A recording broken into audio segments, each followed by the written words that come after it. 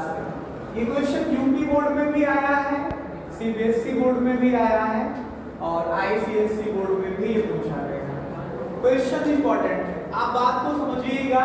इन्होंने लिखा क्वेश्चन में ए और बी क्या है, उनके मान निकालना है आपको। लेकिन जब fx की वैल्यू इस तरह से कुछ उसकी डेफिनेशन दी है, क्या दी है, fx की वैल्यू 1 है कब, जब x की वैल्यू 3 या लेस देन 3। फिर लिखा है fx की वैल्यू जो है वो ax प्लस b है जब x की वैल्यू 3 से बड़ी, 3 से बड़ी और 5 से छोटी है। मतलब x की value x is less than 5 but greater than 3। और फिर लिखा है fx की वैल्यू 7 के इक्वल है जब x की वैल्यू ग्रेटर है या इक्वल है 5 के। फिर उसमें मान तो एक बात को समझो थोड़ा सा, ये बाउंड्री पॉइंट आपको 3 और 5, 3 और 5 में है। जब fx की वैल्यू 3 से लेस है, 3 से लेस का मतलब 1 पे, 2 पे, 0 पे, -1, -2, -4 किसी भी वैल्यू पे चले जाओ तो फंक्शन की वैल्यू किसकी इक्वल 1 की।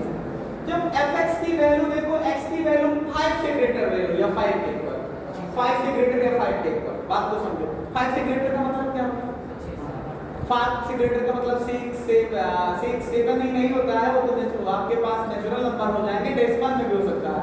5.0001 5 से ग्रेटर, 6 ग्रेटर है, 7 ग्रेटर है, 8 ग्रेटर है, 9 ग्रेटर है, तो fx की वैल्यू कितनी होगी 7। ये तो कांस्टेंट होंगे।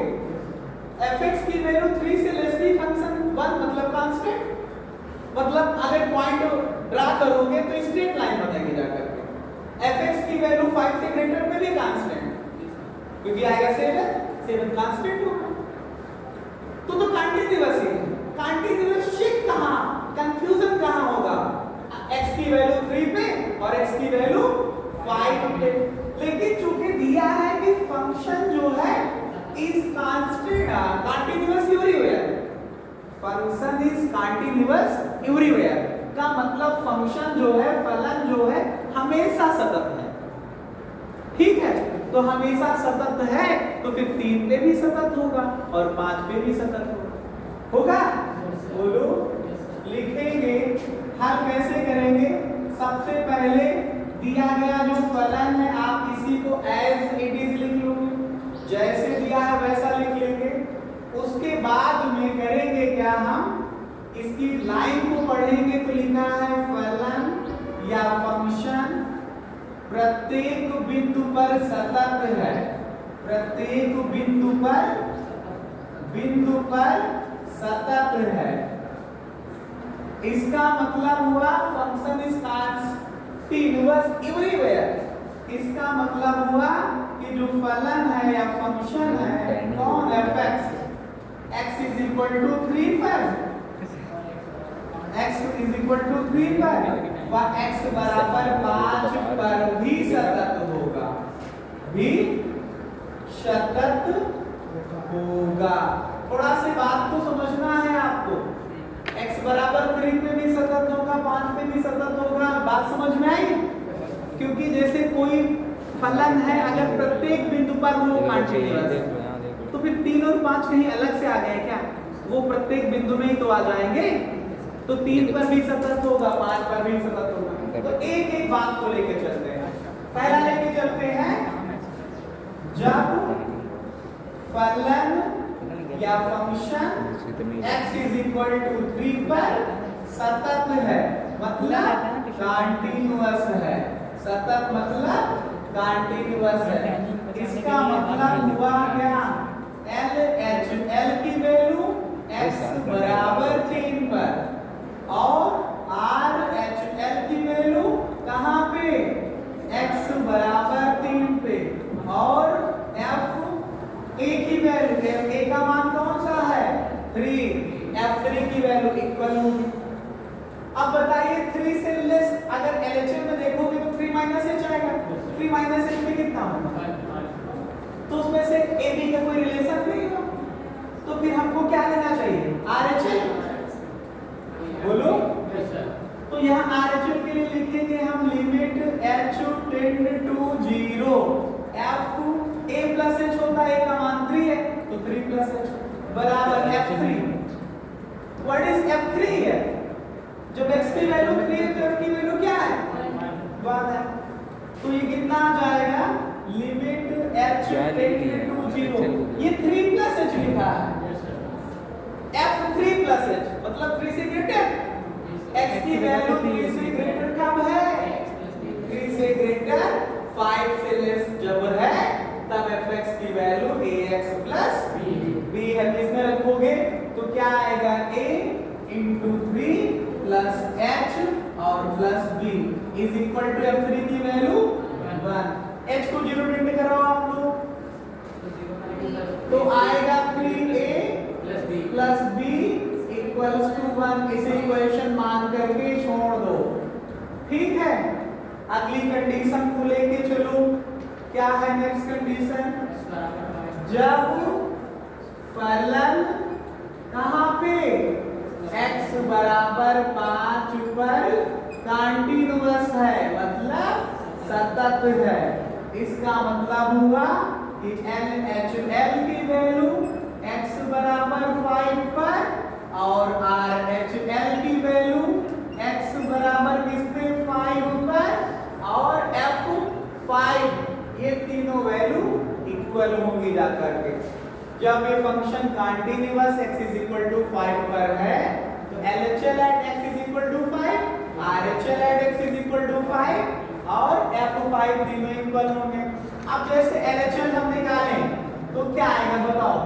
Limit h tend to 0 f a minus h होगा, a का मतलब 5 माइनस RHL निकालें limit h tend to 0 f a plus h का मतलब 5 प्लस h और ये f5। अब बात को समझना है, ये बताइए ये वैल्यू 5 से लेस है कि ग्रेटर? 5 माइनस h 5 से लेस है कि ग्रेटर? जब ये लेस है तो फंक्शन की वैल्यू क्या है 5 से लेस पे? ax plus b। बोलो x की वैल्यू 5 से लेस है तो फंक्शन की वैल्यू क्या है? तो इसी में वैल्यू को रखोगे आप। क्या रखोगे?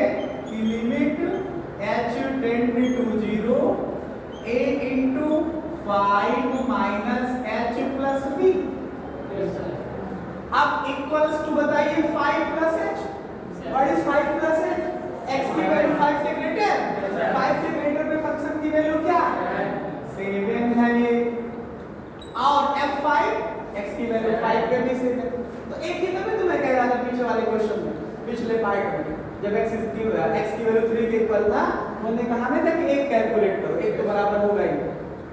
तो यहाँ पे बताइए h को 0 टिंड कराइए तो 5 माइनस 0 मतलब 5 इंटू a प्लस का b इक्वल्स टू 7। ये क्लास 10th में आप इस तरह के क्वेश्चन तो करते हैं।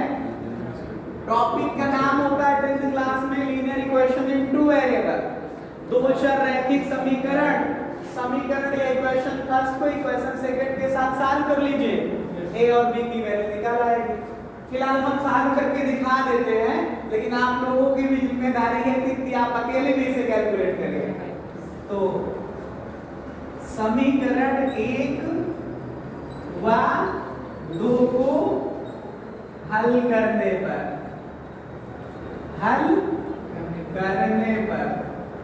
Solving equation first and second. First बताइए क्या है? 3a प्लस b की वैल्यू 1, 5a प्लस b की वैल्यू 7।